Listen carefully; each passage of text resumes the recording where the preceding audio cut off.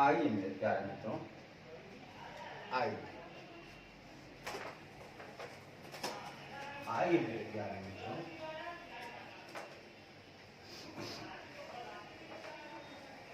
आइए। अब हम लोग चलते हैं मित्रों, कहाँ चलते हैं मित्रों? अब लोग हम चलते हैं एडवांस अकाउंट की तरफ। कहाँ चलते हैं मित्रों?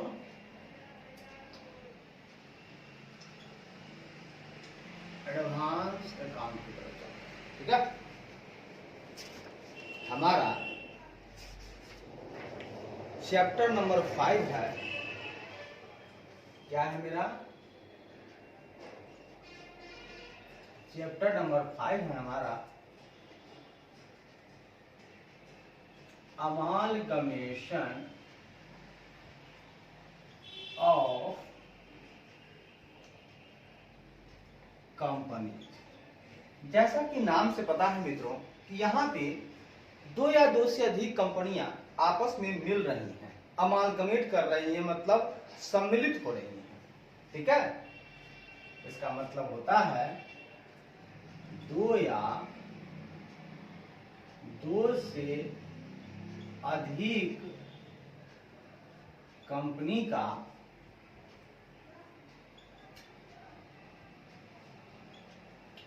सम्मिलित होना।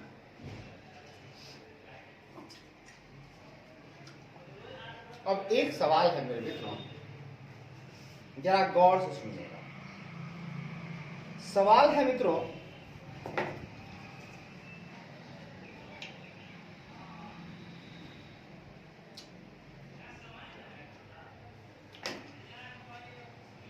अमालगमेशन तो समझ गए। आज हम पढ़ेंगे टाइप्स ऑफ अमालगमेशन। क्या पढ़ेंगे मित्रों? टाइप्स ऑफ अमालगमेशन, मतलब अमालगमेशन करने के टाइप्स कितने हैं। तो मित्रों, अमालगमेशन के दो टाइप हैं। कितने टाइप मित्रों? दो टाइप। पहले टाइप का नाम है amalgamation in the nature of merger.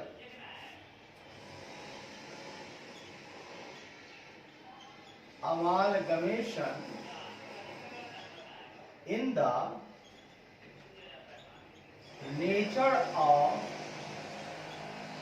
Merger. नाम है, ठीक है, नाम है। दूसरा है amalgamation in the nature of purchase.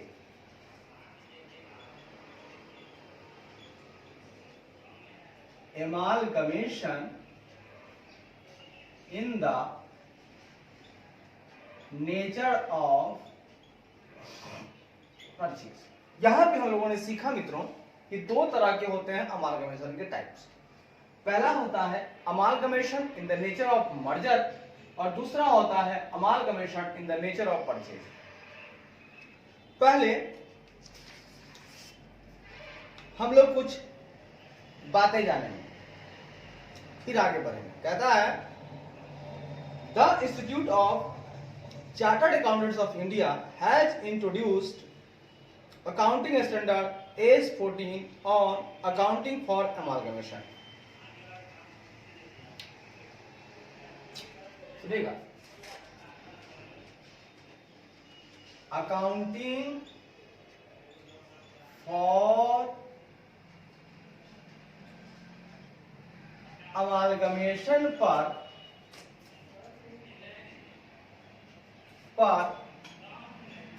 ICAI institute of chartered accountants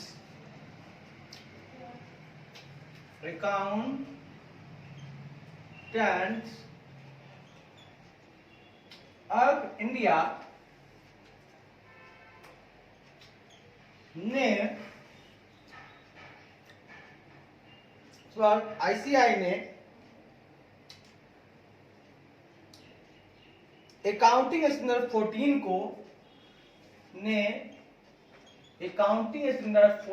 को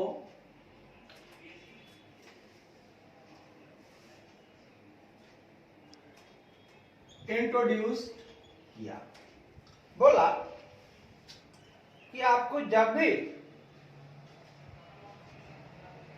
अमालगमेशन की अकाउंटिंग करनी होगी तो आप एज 14 के हिसाब से ही अकाउंटिंग करेंगे। ठीक है।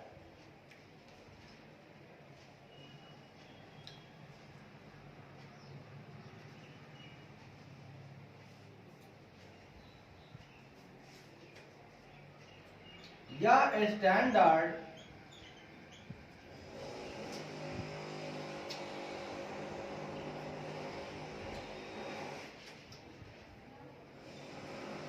इस स्टैंडर्ड के अनुसार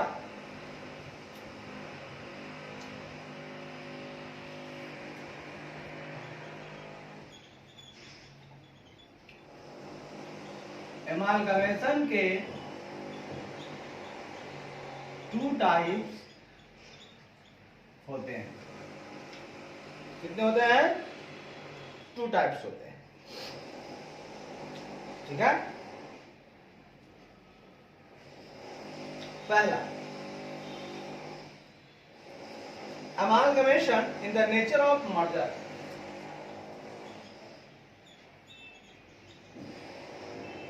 amalgamation in the nature of merger। मित्रों, पहला हम पढ़ रहे हैं amalgamation in the nature of merger। इसमें क्या होता है? यह एक ऐसा अमालगमेशन है जहां यह एक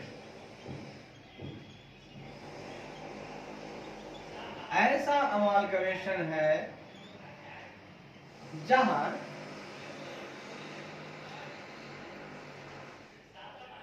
जहां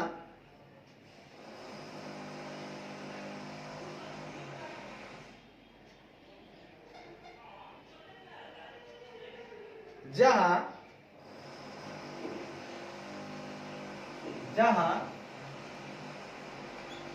ना केवल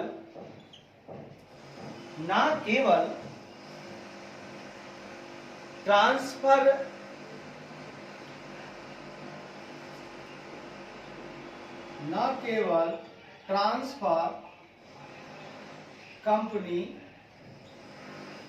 और ट्रांसफरी कंपनी, ना केवल transfer company and transferee company के एसेट एंड लायबिलिटीज का वास्तविक पूलिंग होता है। वास्तविक पुल करना, जोड़ना, बल्कि but also of the shareholder interest and of the business of the company।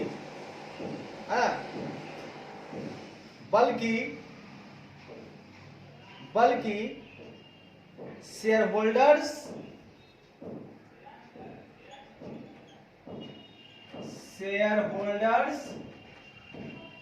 के इंटरेस्ट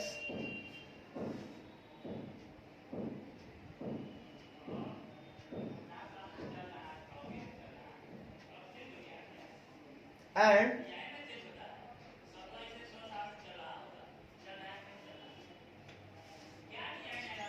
और कंपनी के बिजनेस का भी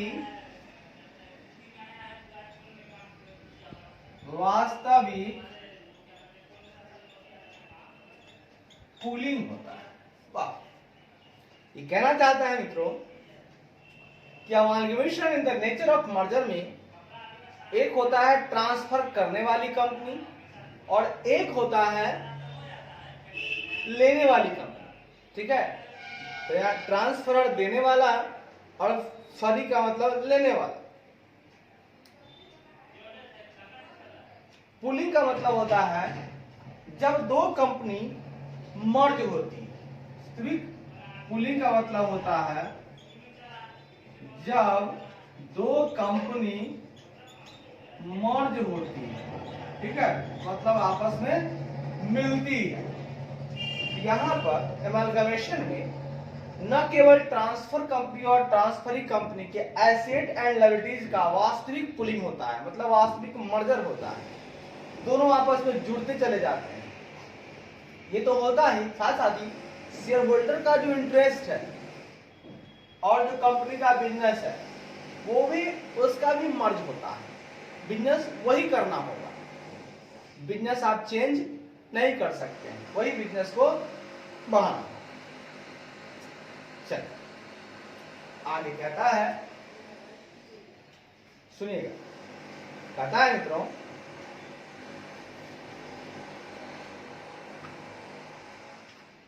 the accounting treatment of such amalgamation, ऐसे एमालगमेशन का अकाउंटिंग ट्रीटमेंट ऐसे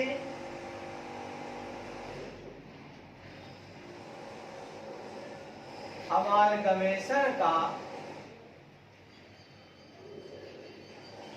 अकाउंटिंग ट्रीटमेंट should ensure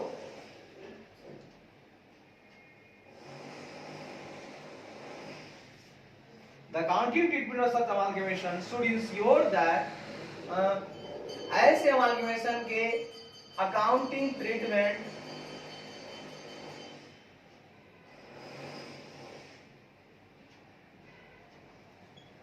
को इंश्योर किया जाना चाहिए, इंश्योर किया जाना चाहिए कि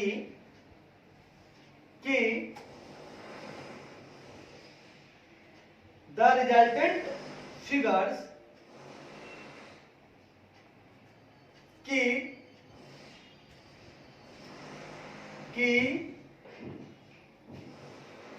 एसेट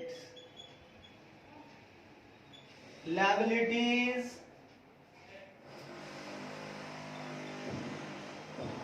capital and reserves का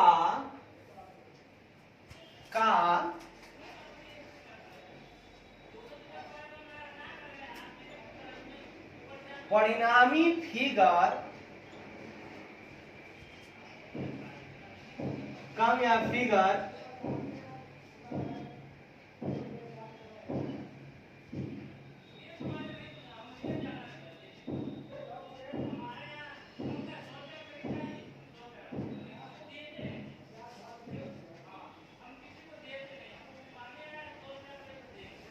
asset liabilities capital and reserve ज्यादा या कम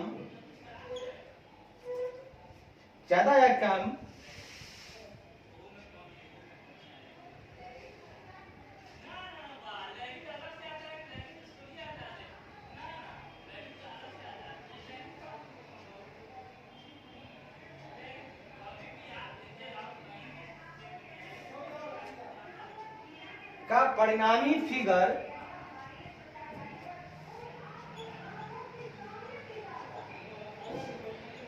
प्रस्तुत करता है। सम ऑफ द रिस्पेक्टिव फिगर्स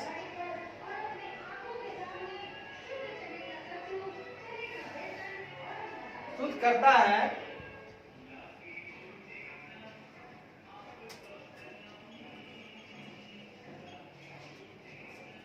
ट्रांसफेरर और ट्रांसफरी कंपनी के रिस्पेक्टिव फिगर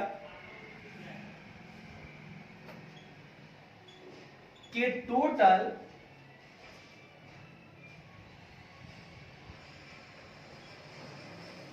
कम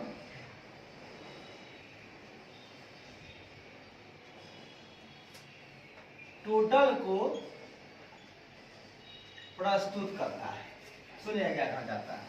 कहता है कि अमालगमेशन ऑफ अकाउंटिंग ट्रीटमेंट को इंश्योर किया जाना चाहिए कि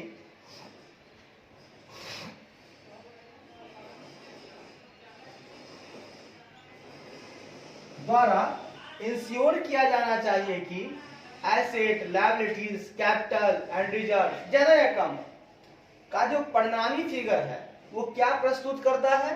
तो परिणामी फिगर प्रस्तुत करता है, जो भी इसका परिणाम है वो क्या है। तो ट्रांसफर और ट्रांसफरी कंपनी का जो रिस्पेक्टिव फिगर है एसेट का, लायबिलिटीज का, कैपिटल का, रिजर्व का, वो उसके टोटल के बराबर होना चाहिए। मतलब इन दोनों का जो एसेट है, जो लायबिलिटीज है, जो कैपिटल है, जो रिजर्व है, अगर हम दोनों को जोड़ें तो वही हमारा रिजल्टेंट फिगर होना चाहिए, कहीं से कोई अंतर नहीं आना चाहिए। यही है हमारा अकाउंटिंग ट्रीटमेंट, यही सुनिश्चित करेगा। अमालगमेशन ऑफ अकाउंटिंग ट्रीटमेंट द्वारा यह इंश्योर किया जाना चाहिए कि asset, liabilities, capital and reserve ज्यादा या कम, है ना, हाँ, ज्यादा या कम का परिणामी फिगर, ठीक है, जो प्रस्तुत कर रहा है परिणामी फिगर जो है वो क्या है, ट्रांसफेरर और ट्रांसफरी कंपनी के रिस्पेक्टिव फिगर के टोटल को प्रस्तुत करता है। अच्छी बात, बहुत सुंदर, बहुत बढ़िया। अब आगे बढ़ते हैं दोस्तों। Amalgamation in the nature of merger is an amalgamation as per para 3E of the AS4। कहता है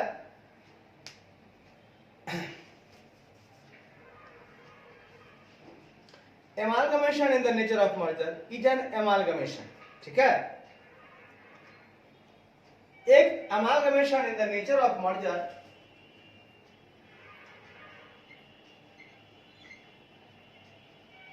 amalgamation in the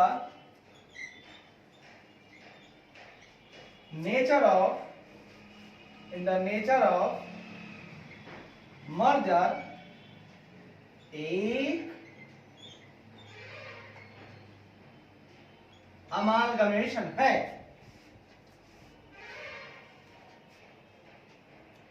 AS4 के AS14 के पारा 3E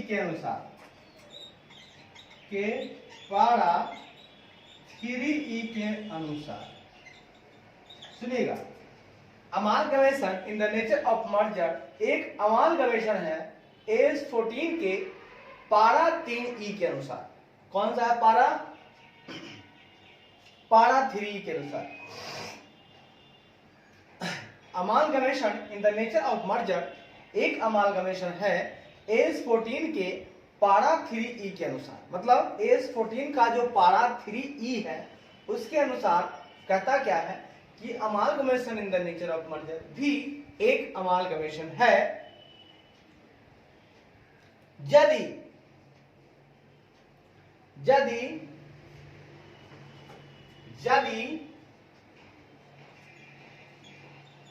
नीचे लिखे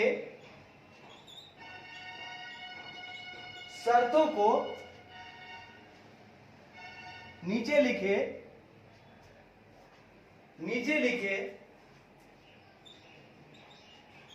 सभी शर्तों को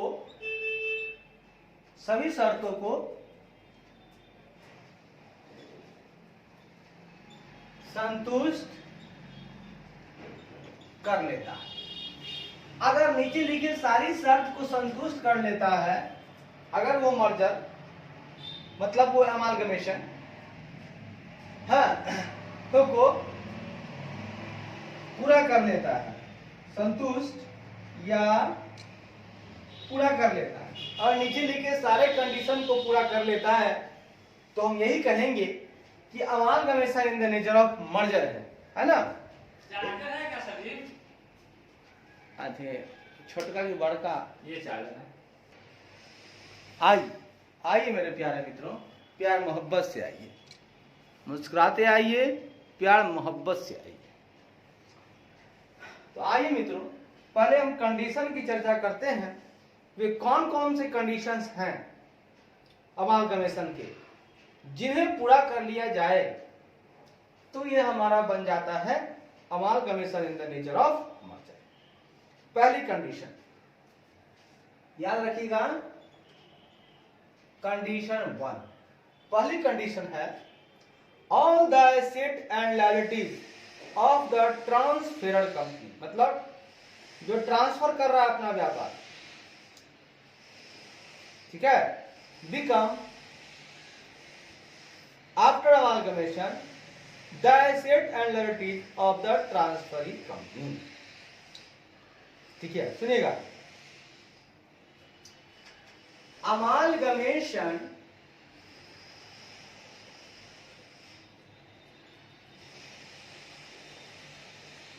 हो जाने के बाद, ठीक है, के बाद ट्रांसफेरर कंपनी की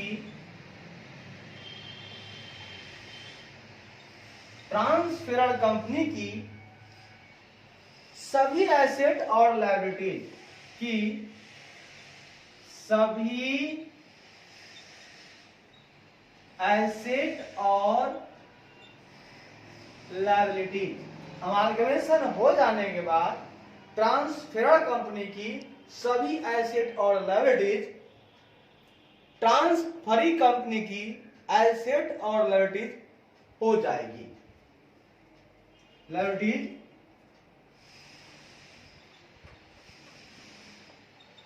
ट्रांसफरी कंपनी की एसेट और लायबिलिटी बन जाएगी। किसकी बन जाएगी? ट्रांसफरी कंपनी की बन जाएगी। ठीक है, अमालगमेशन हो जाने के बाद ट्रांसफेरर कंपनी की सभी एसेट और लायबिलिटी ट्रांसफरी कंपनी की एसेट और लायबिलिटी बन जाएगी। यानी अब इसके पास कुछ भी अपना नहीं रहेगा, सारा किसका हो जाएगा? जो लिया है, जो कंपनी को टेक ओवर किया है, हाँ, यानी कि बायर बोल सकते हैं, इसको आप वेंडर बोल सकते हैं, विक्रेता कंपनी, और इसको बायर कंपनी, या आप बोल सकते हैं परचेजर कंपनी, खरीदने वाली कंपनी की हो जाए। अच्छी बात। कंडीशन नंबर 2 पर आइए।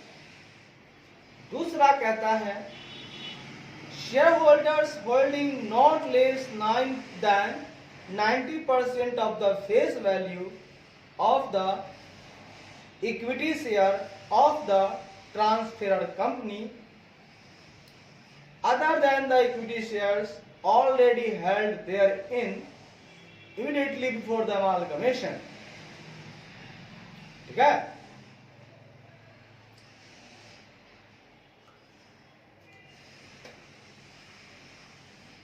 by the transferring company or its subsidiaries or their nominees become equity shareholders of the transferring company by virtue of the amalgamation.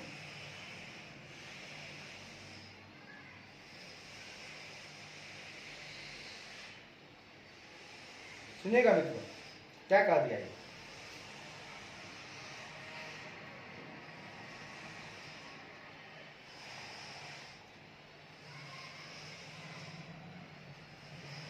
पक्का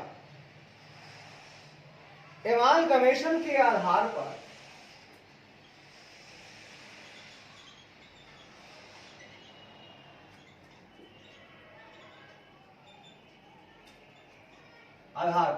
बाय वर्च्यू ऑफ, दूसरी बात करा पर ट्रांसफेरर कंपनी की आधार पर ट्रांसफेरर कंपनी की इक्विटी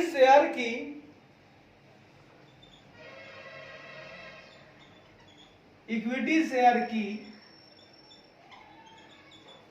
फेस वैल्यू की इक्विटी शेयर की फेस वैल्यू की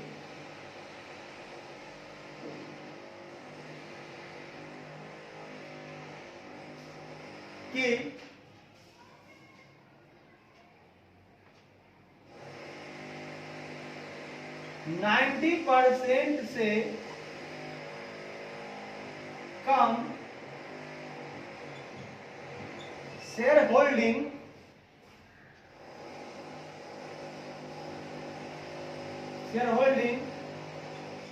नहीं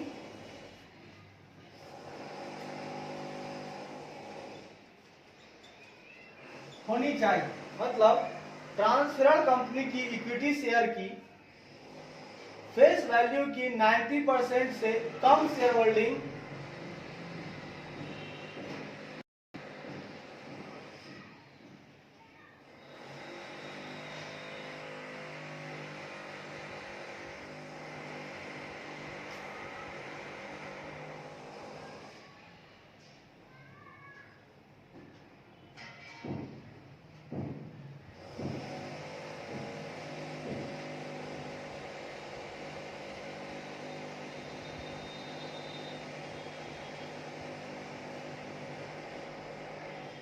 सुनिएगा आधार पर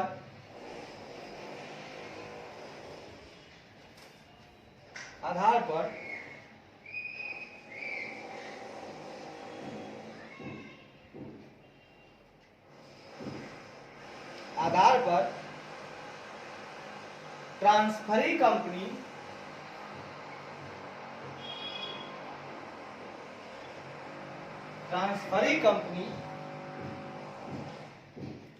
और इसकी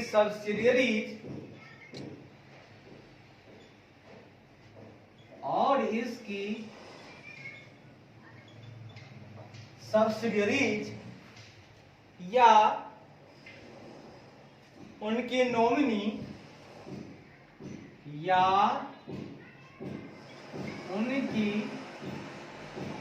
नॉमिनीज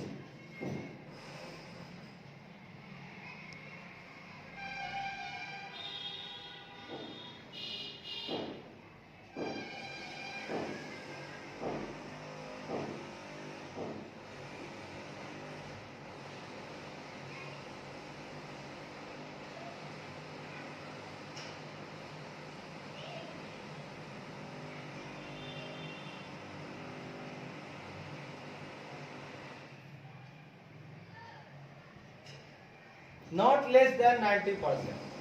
मतलब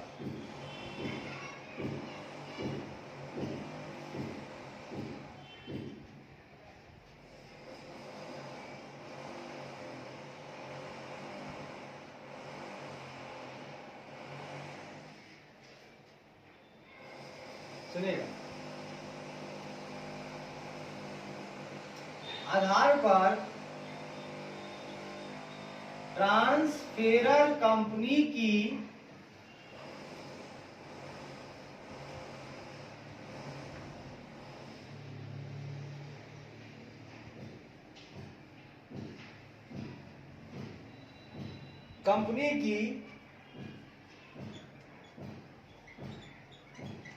इक्विटी शेयर की फेस वैल्यू की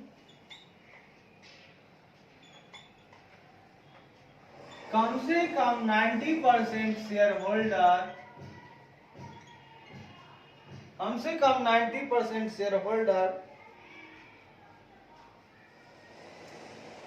holder holder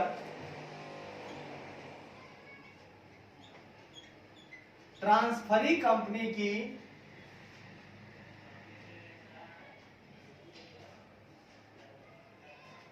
equity share holder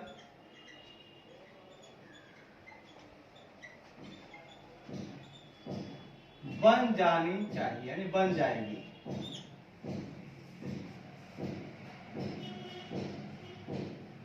यानी कि अमालगमेशन हो रहा है तो ट्रांसफरर कंपनी की जो इक्विटी शेयर है उसकी जो फेस वैल्यू है उसका कम से कम 90%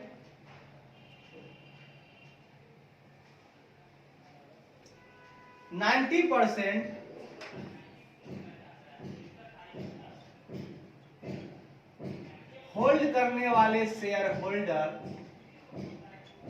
क्या हो जाएंगे, ट्रांसफरी कंपनी की इक्विटी शेयर होल्डर बन जाएगा। 90% किसका बन जाएगा, ट्रांसफरी कंपनी का, और सब इसमें आ जाएगा, खट खट खट खट खट खट।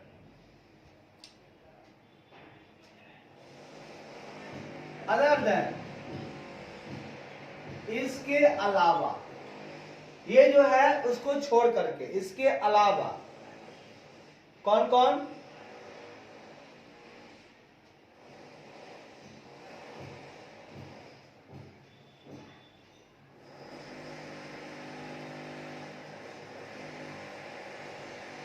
इसके अलावा एमालगमेशन के तुरंत पहले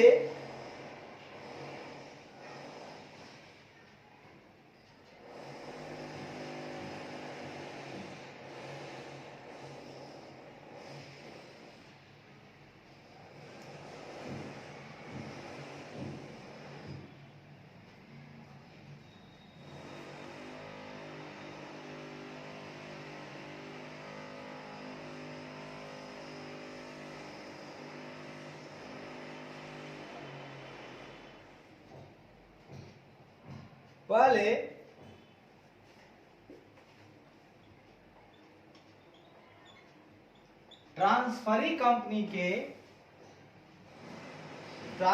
कंपनी या इसके सब सिडियरीज या उनके नॉमिनीज द्वारा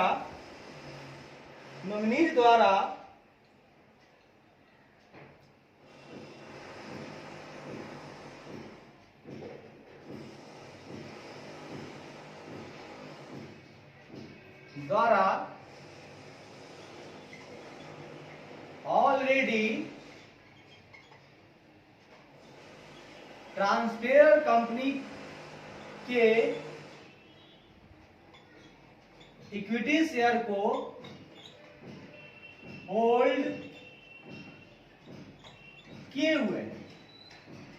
ठीक है, हो सकता है कि अमालगमेशन जो हम कर रहे हैं उसके पहले हो सकता है कि जो हमारी ट्रांसफरी कंपनी है या उसका जो सब्सिडियरीज है या उसकी जो नॉमिनी है उनके द्वारा ट्रांसफर्ड कंपनी के इक्विटी शेयर होल्डर को ऑलरेडी होल्ड किया गया हो, मतलब लिया गया हो।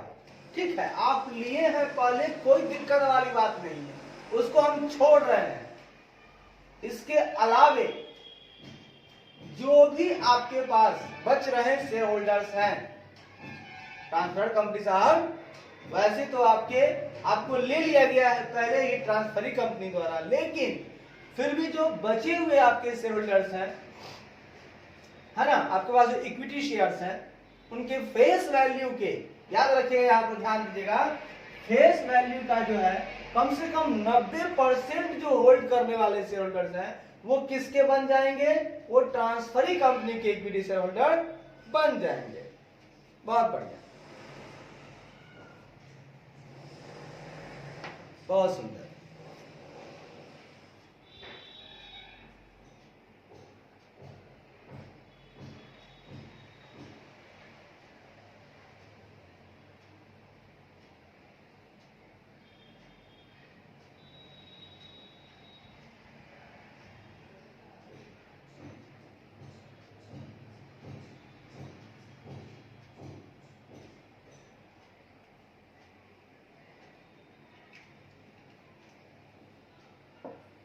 चलिए मित्रों,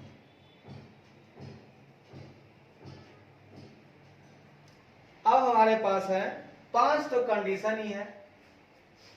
अब आइए हम चलते हैं अपने कंडीशन नंबर 3 की तरफ। कहां चलते हैं मित्रों? कंडीशन नंबर 3 की तरफ। कहता है the consideration for the amalgamation receivable by those equity shareholders of the transferred company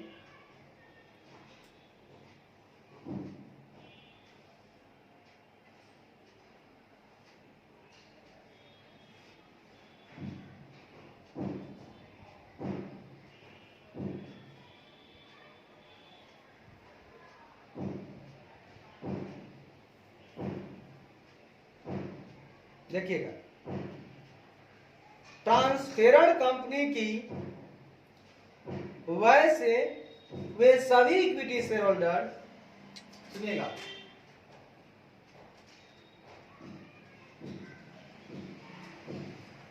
सुनिएगा,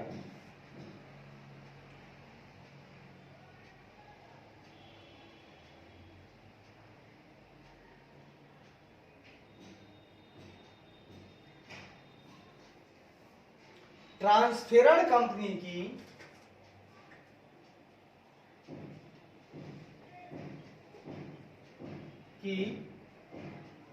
वे सभी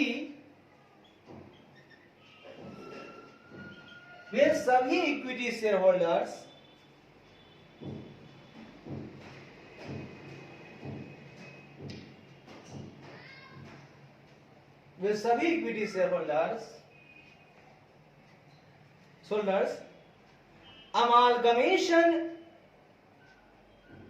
रिसीवेबल के लिए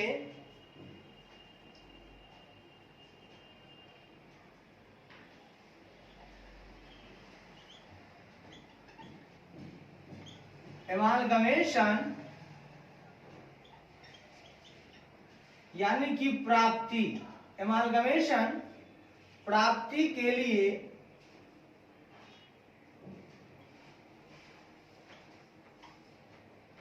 जो प्रतिफल है होल्डर्स, एमालगमेशन रिसीवेबल के लिए जो प्रतिफल है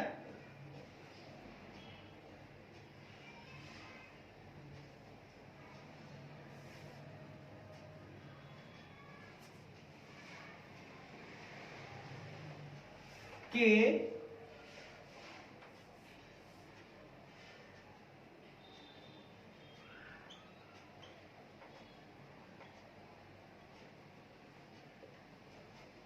ट्रांसफेरड कंपनी के वे सभी इक्विटी शेयर होल्डर्स एमालगमेशन रिसीवेबल के प्रतिफल के लिए, ऐसे लिखिए,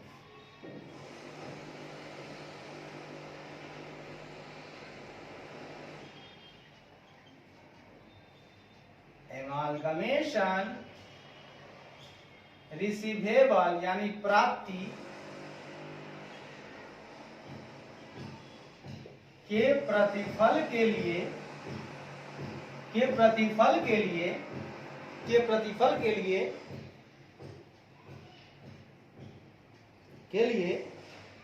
ट्रांसफेरड कंपनी के सभी इक्विटी शेयर होल्डर, ट्रांसफेरड कंपनी के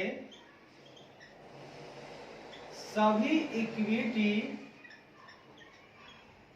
शेयर होल्डर्स जो कि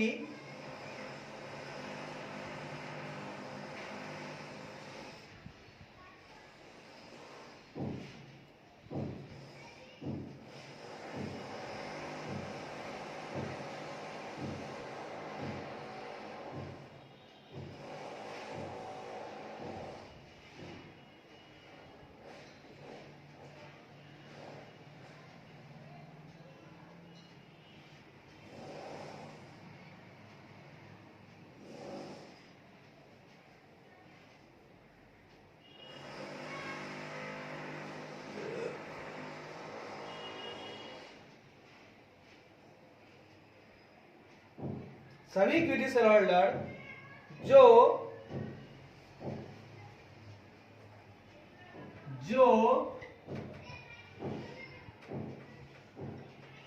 ट्रांसफरी कंपनी के इक्विटी शेयर होल्डर्स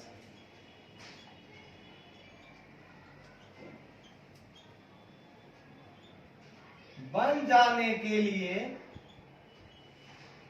सहमत हो जाते हैं तथा क्या हो जाते हैं भैया, वो कहते हैं ट्रांसफरी कंपनी की इक्विटी शेयर होल्डर बन जाने के लिए एग्री हैं। हाँ? और ट्रांसफरी कंपनी के द्वारा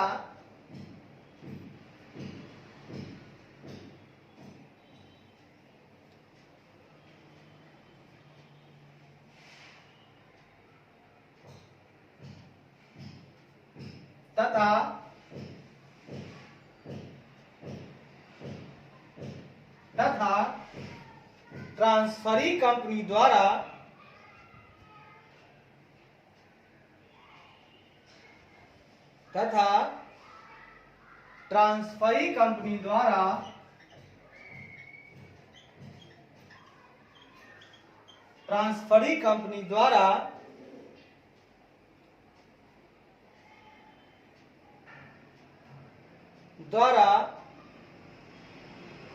होल्ली यानी पूर्ण रूप से इक्विटी शेयर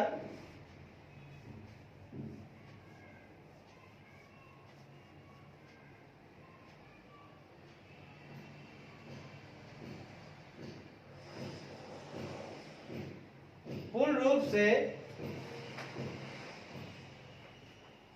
से issue of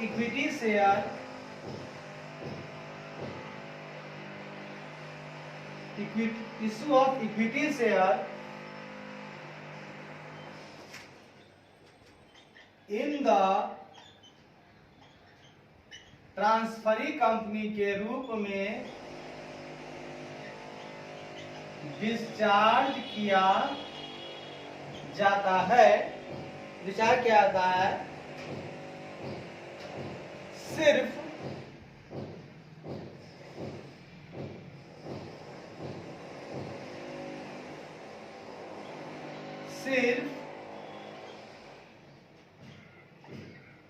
fractional shares,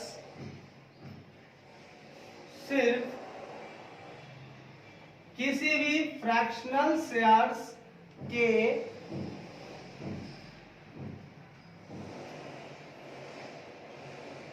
respect में कैश पेड किया जाता है। सुनिएगा, तीसरा कंडीशन कहता है अमालगमेशन जब होगी तो एक ट्रांसफरर कंपनी जो सामान दे रहा है तो ट्रांसफरी कंपनी को भी कुछ प्रतिफल देना होगा। तो ट्रांसफरी कंपनी जब प्रतिफल देगा तो वो पूरी रूप से इश्यू करेगा equity shares in the transferee company के रूप में। और अगर कोई फ्रैक्शनल शेयर हो तो उसके लिए वो सिर्फ और सिर्फ कैश पेड करेगा। और पेड करने के बाद ट्रांसफरर कंपनी का जो भी इक्विटी शेयर होल्डर्स हैं वो ट्रांसफरी कंपनी के इक्विटी शेयर होल्डर बन जाने के लिए अपनी सहमति दे देते हैं। और प्रतिफल के रूप में ट्रांसफरी कंपनी पूर्ण रूप से क्या देता है, issue of equity shares in the transferee company के रूप में, और फ्रैक्शनल शेयर्स के लिए कैश देता है। तो हमने 3 कंडीशन पढ़ लिया दोस्तों। पहले कंडीशन में कहा है कि एसेट लायबिलिटी जो भी है ट्रांसफरर कंपनी की वो अमालगमेशन के बाद ट्रांसफरी कंपनी की एसेट लायबिलिटी बन जाएगी। थी पहले ट्रांसफरर की, अब हो जाएगी ट्रांसफरी की। ठीक है। कंडीशन 2 कहता है अमालगमेशन के आधार पर ट्रांसफरर कंपनी की इक्विटी शेयर की फेस वैल्यू की कम से कम 90% होल्ड करने वाले शेयर होल्डर्स ट्रांसफरी कंपनी के इक्विटी शेयर होल्डर्स बन जाएंगे। ठीक है, और पहले से अगर ट्रांसफरी कंपनी या इसके सब्सिडियरीज या उनके नॉमिनी द्वारा अगर ऑलरेडी अमालगमेशन के पहले ट्रांसफर कंपनी के इक्विटी शेयर होल्डर्स को होल्ड किए हुए हैं, पहले से ही होल्ड करके रखा हुआ है, तो कोई दिक्कत नहीं, उसको हम छोड़ दिए। ठीक है, वो तो पहले ही हो चुका है ट्रांसफरी कंपनी का, लेकिन उसके पश्चात जो कुछ भी बचा हुआ है तो 90% इसका हो जाएगा, ट्रांसफरी का। तीसरा पॉइंट कहता है रिसीवेबल के बदले ट्रांसफरी कंपनी सिर्फ और सिर्फ इक्विटी शेयर देगी, फ्रैक्शनल शेयर्स के लिए कैश देगी। 3 पॉइंट खत्म। अब आते हैं मित्रों कंडीशन नंबर 4 पे आते हैं। एकदम प्यार से कंडीशन हम लोग पढ़ते जाएंगे और बढ़ते जाएंगे। ठीक है मित्रों, कंडीशन नंबर 4 क्या कहता है, जरा गौर से सुनिएगा। कंडीशन 4 कहता है business of the transferee company is intended to be carried on after the amalgamation by the transferring company.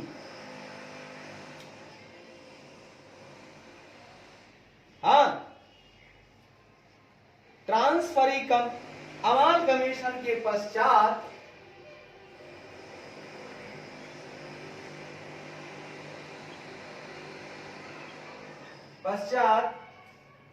ट्रांसफेरर company की बिजनेस को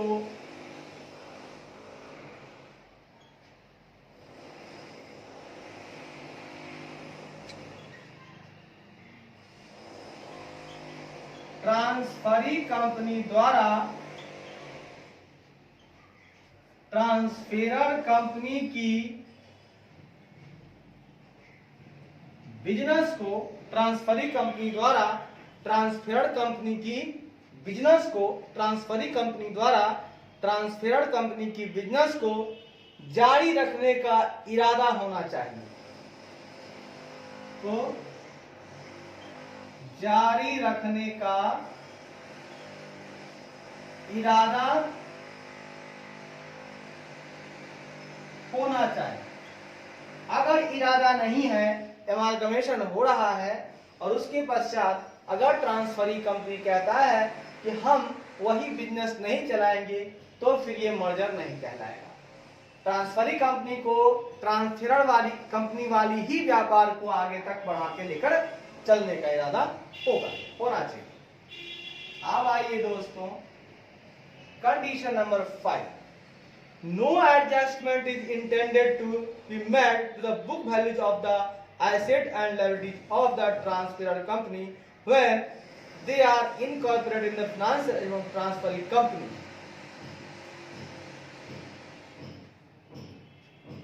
कहता है ट्रांसफेरर कंपनी की एसेट और लायबिलिटीज के बुक वैल्यू में ट्रांसफेरर कंपनी की एसेट एंड लायबिलिटीज के बुक वैल्यू में कोई एडजस्टमेंट करने का इरादा नहीं होना चाहिए। बुक वैल्यू में एडजस्टमेंट करने का इरादा नहीं होना चाहिए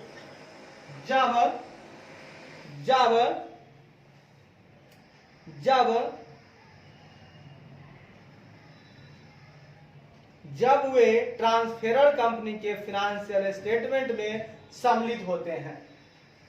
चाहिए जब वे ट्रांसफरी कंपनी के फाइनेंशियल स्टेटमेंट में सम्मिलित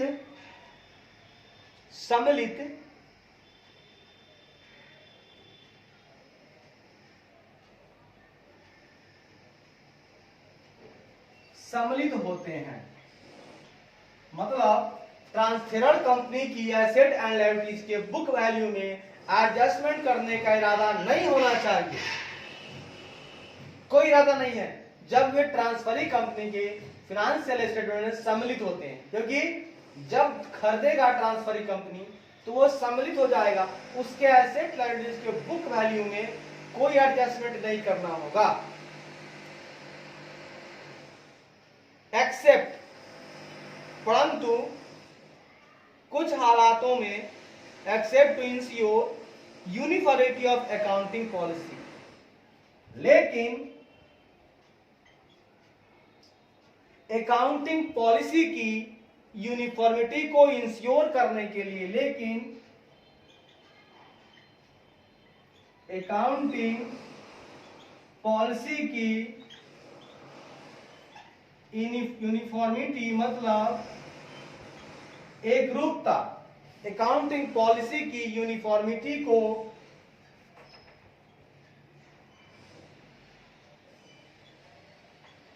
सुनिश्चित करने के लिए सिर्फ एडजस्टमेंट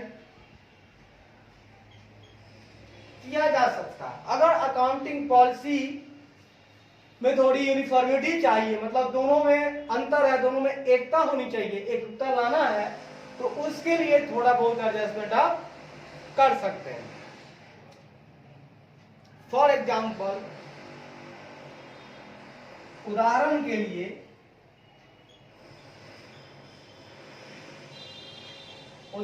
लिए अगर transferor company weighted inventory valuation के लिए वेटेड एवरेज मेथड को फॉलो कर रही है, अगर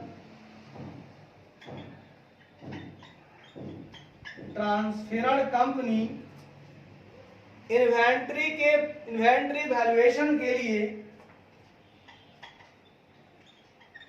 इन्वेंट्री के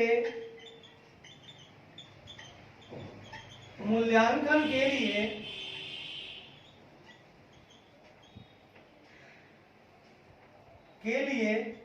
वेटेड एवरेज मेथड मूल्यांकन के लिए वेटेड एवरेज मेथड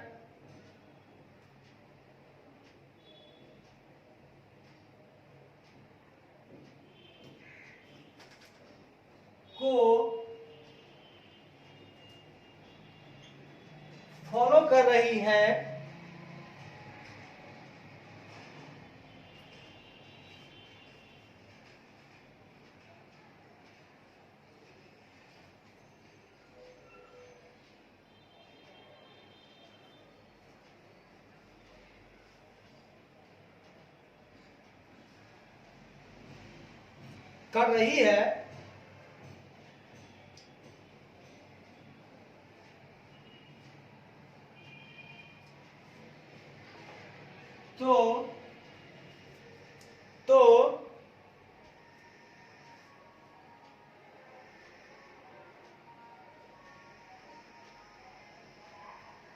तो फीफो मेथड के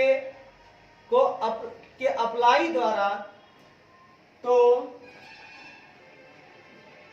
फीफो मेथड के अप्लाई द्वारा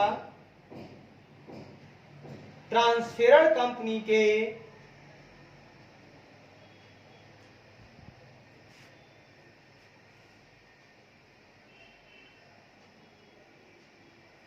द्वारा ट्रांसफरर कंपनी के इन्वेंट्री के बुक वैल्यू को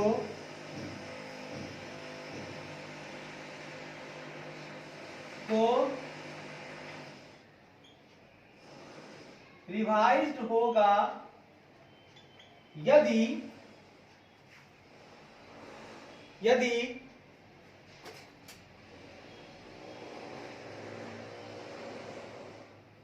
इन्वेंट्री वैल्यूएशन के लिए ट्रांसफरी कंपनी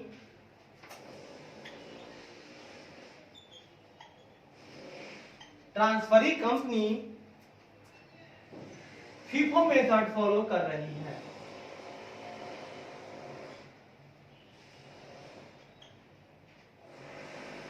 ये क्या कह दिया, सुनिएगा मित्रों। कहता है ट्रांसफरी कंपनी की एसेट एंड लायबिलिटीज के बुक वैल्यू में एडजस्टमेंट करने का इरादा नहीं होना चाहिए जब वो ट्रांसफरी कंपनी के फाइनेंशियल स्टेटमेंट में सम्मिलित होते हैं। करना नहीं है, लेकिन अकाउंटिंग पॉलिसी की यूनिफॉर्मिटी को सुनिश्चित करने के लिए सिर्फ एडजस्टमेंट किया जा सकता है। उदाहरण के लिए, अगर ट्रांसफरर कंपनी की इन्वेंट्री के मूल्यांकन के लिए वेटेड एवरेज मेथड को फॉलो कर रही है, अगर ट्रांसफरी कंपनी इन्वेंट्री के मूल्यांकन के लिए वेटेड एवरेज मेथड को फॉलो कर रही है, तो फीफो मेथड को अप्लाई द्वारा कर रही है।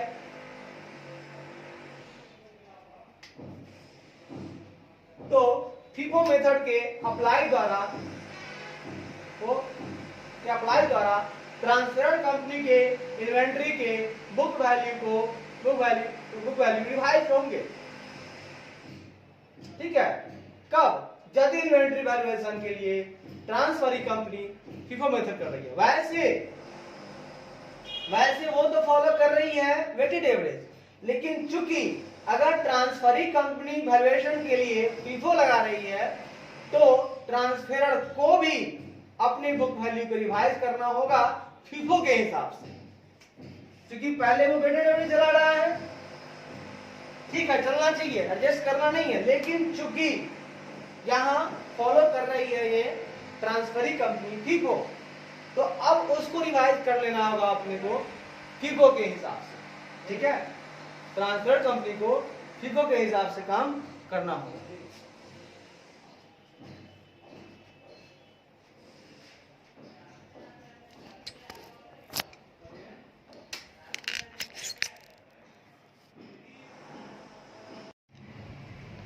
आइए मित्रों, आइए, बड़े प्यार से आइए। तो हम लोगों ने अमालगमेशन ऑफ कंपनीज चैप्टर को शुरू किया था। अमालगमेशन का मतलब होता है दो या दो से अधिक कंपनी का सम्मिलित हो जाना। इसमें दो तरह का मेथड था। पहला मेथड था अमालगमेशन का, दो मेथड था। पहला था amalgamation in the nature of merger और दूसरा था amalgamation in the nature of purchase. हम मर्जर कब कहेंगे? जब ये पांचों कंडीशन, ठीक है, पूरा हो। पहला था अमालगमेशन हो जाने के बाद जो ट्रांसफरर कंपनी है उसकी सभी एसेट और लायबिलिटी ट्रांसफरी कंपनी की एसेट और लायबिलिटी बन जाए। दूसरी थी अमालगमेशन के आधार पर ट्रांसफर कंपनी की इक्विटी शेयर, ट्रांसफर कंपनी की इक्विटी शेयर की फेस वैल्यू की कम से कम 90% होल्ड करने वाले शेयर होल्डर ट्रांसफरी कंपनी की इक्विटी शेयर होल्डर बन जाएगी। मतलब उसका 90% किसका बन जाएगा? ट्रांसफरी कंपनी का इक्विटी शेयर होल्डर बन जाएगा।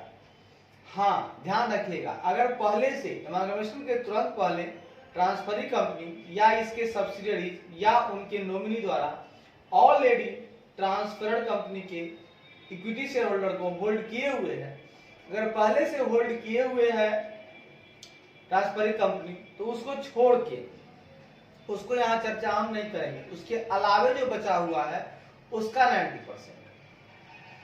तीसरा कंडीशन, अमालगमेशन रिसीवेबल के प्रतिफल के लिए ट्रांसफरर कंपनी के सभी इक्विटी शेयर होल्डर्स जो ट्रांसफरी कंपनी के इक्विटी शेयर होल्डर्स बन जाने के लिए सहमत हो जाते हैं। हाँ, ट्रांसफर कंपनी के सभी इक्विटी शेयर होल्डर जो ट्रांसफरी कंपनी के इक्विटी शेयर होल्डर बन जाने के लिए सहमत हो जाते हैं तथा ट्रांसफरी कंपनी द्वारा होली या पूर्ण रूप से issue of equity share in the transferee company के रूप में डिस्चार्ज किया जाता है।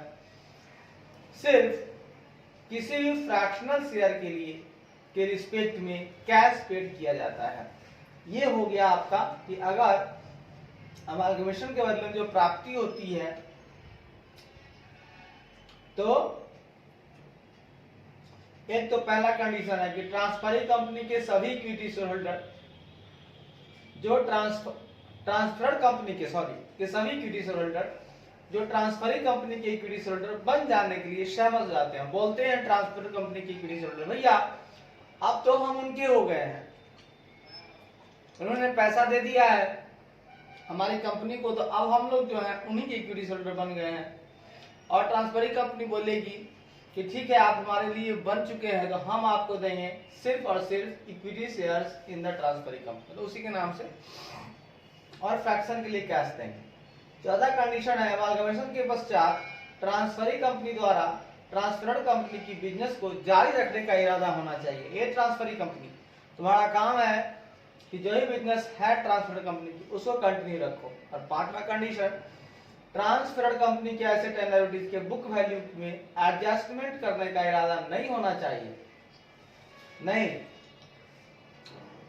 ट्रांसफर कंपनी का, ठीक है, जब वो ट्रांसफरी कंपनी के फिनेंशियल एसेट में सम्मिलित होते हैं, लेकिन अकाउंटिंग पॉलिसी की इन्फॉर्मेटिव को सुनिश्चित करने के लिए सिर्फ एडजस्टमेंट किया जा सकता है। उदाहरण के लिए अगर ट्रांसफर्ड कंपनी इन्वेंट्री के मूल्यांकन के लिए वेटेड एवरेज मेथड को फॉलो कर रही है तो फीफो मेथड के अप्लाई द्वारा ट्रांसफर्ड कंपनी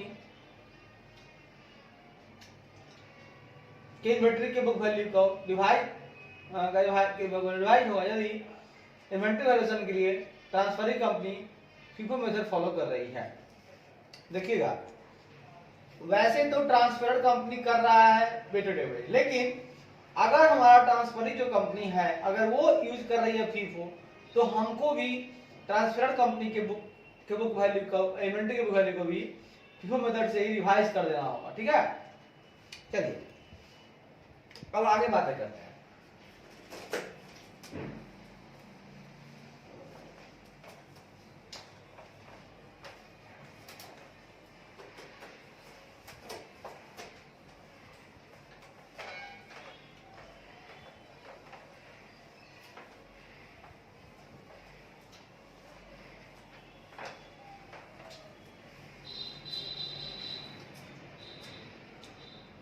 कहता है if any one or more of the above conditions are not satisfied in an amalgamation, कहता है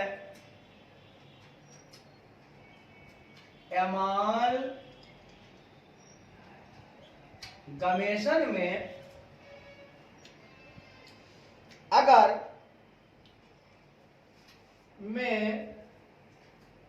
अगर कोई एक या उससे अधिक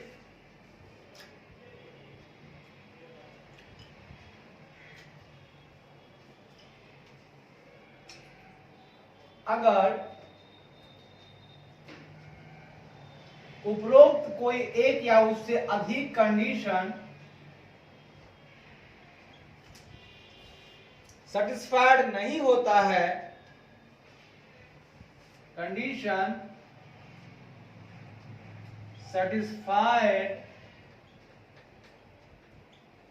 नहीं होता है, तो वैसे अमालगमेशन को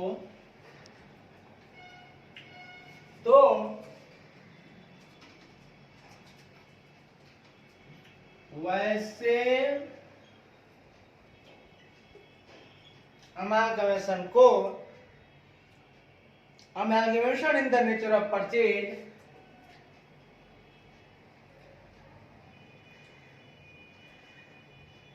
amalgamation in the nature of purchase कहा जाता है।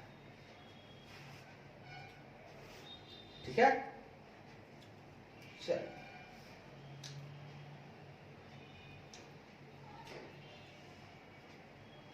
ठीक है।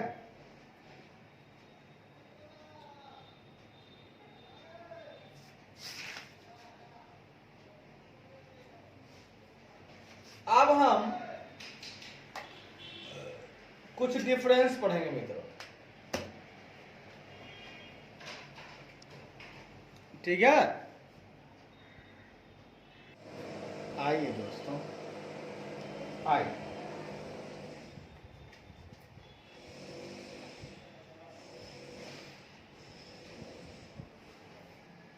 आइए ढेर सारी बातें करते हैं दोस्तों।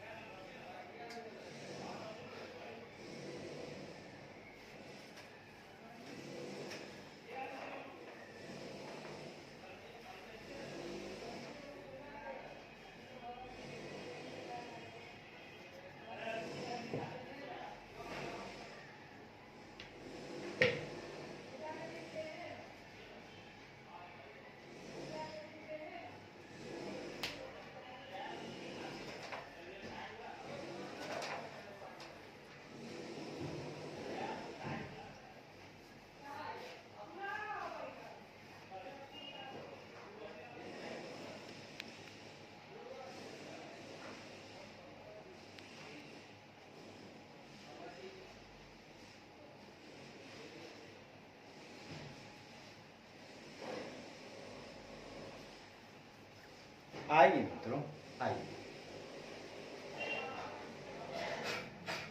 आइए कुछ बातें करें मित्रों। अब हमारा अगला पड़ाव है मित्रों, एकदम प्यार से सुनिएगा।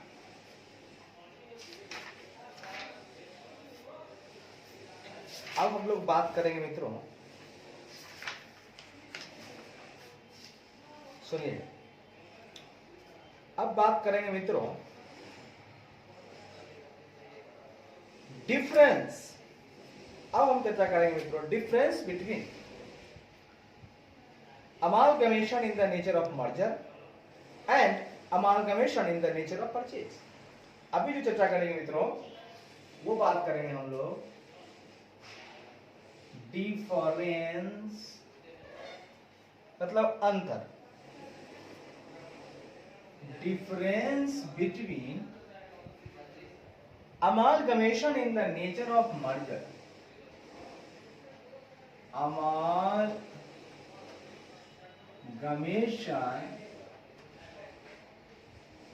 in the nature of merger and amalgamation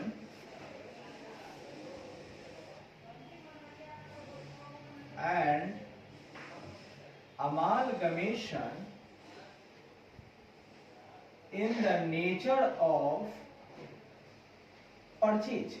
देखिएगा मित्रों, यहां हम अब चर्चा करेंगे, हम दोनों में आपको डिफरेंस करके बताएंगे कि amalgamation in the nature of merger और in the nature of purchase.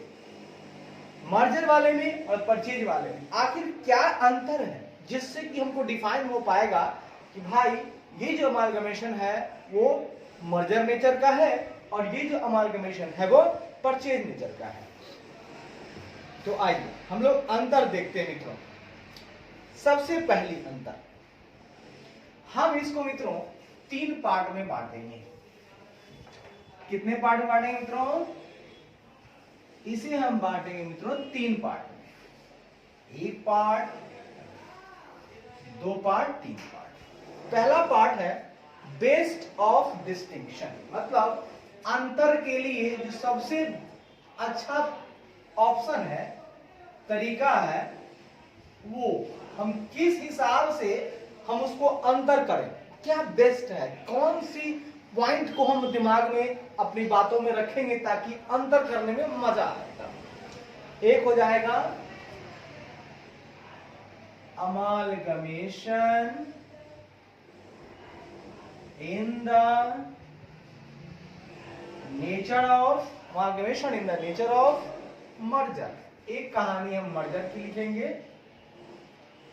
और amalgamation in the nature of purchase दूसरा लिखेंगे, amalgamation in the nature of purchase. अभी हमारा चैप्टर 5 चल रहा है, अमालगमेशन ऑफ कंपनीज। चलिए, मर्जर में और परचेज में हम सबसे पहला जो ले रहे हैं यहां पर पॉइंट डिस्टिंक्शन करने के लिए, तो transfer of asset and liabilities. हम क्या ध्यान देंगे sir ji? Transfer of asset and liabilities. हमको ट्रांसफर करना है एसेट और लायबिलिटीज को। तो मर्जर मेथड में कैसे ट्रांसफर होगा और परचेज मेथड में कैसे ट्रांसफर होगा, आइए इस पर विचार करते हैं। ठीक है,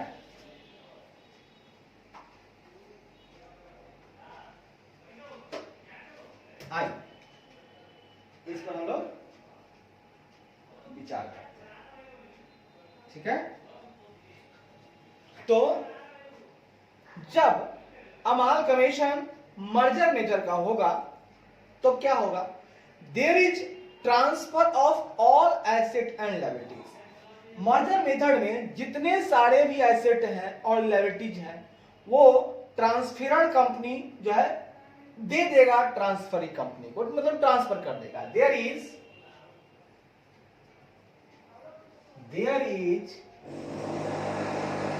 transfer of all assets and liabilities, all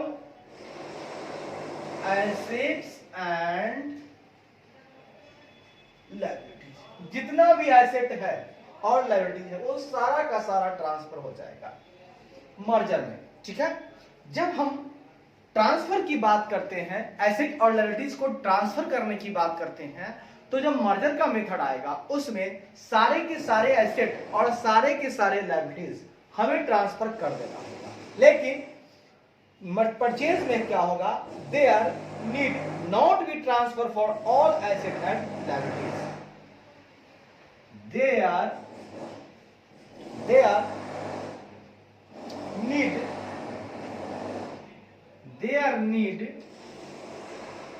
need not be transfer, their need not be transfer, their need मतलब जरूरत है, their need not be transfer for all assets and liabilities, all assets and liabilities। मतलब